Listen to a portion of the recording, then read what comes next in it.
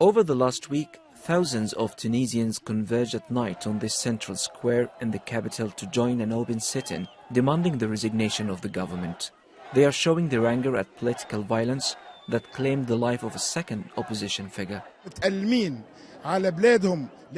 Our hearts break for a country run by inefficient politicians who failed to revive the economy and impose security. We are not calling for chaos, but the government must go.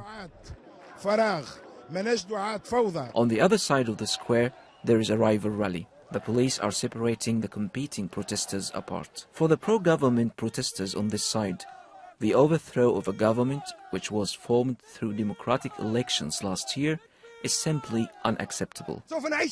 We will live in a democracy and protect legitimacy. We are willing to sacrifice ourselves to protect this democracy and the revolution. Not since the uprising that toppled long-standing President Zain al-Abidine bin Ali in 2011 has Tunisia faced a political crisis so serious. The rift is widening day in and day out, and the mutual mistrust between both sides has proved too difficult to bridge. And that political standoff turned violent over the past few days with tear gas and running street battles across the country. The angry protesters blame the Islamist-led government of tolerating hardliners who threaten the lives of secular and leftist politicians.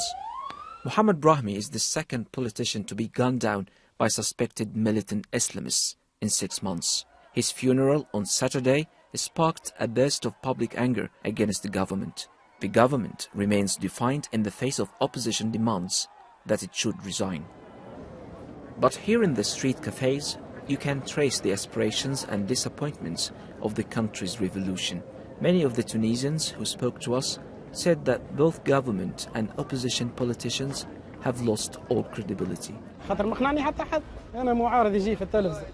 We are fed up with politics and those politicians who are desperate to be on TV talk shows all the time, while they provided just nothing to us.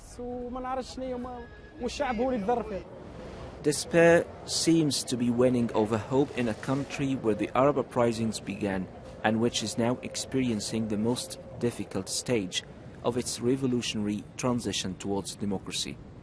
Ahmed Maher, BBC News, Tunis.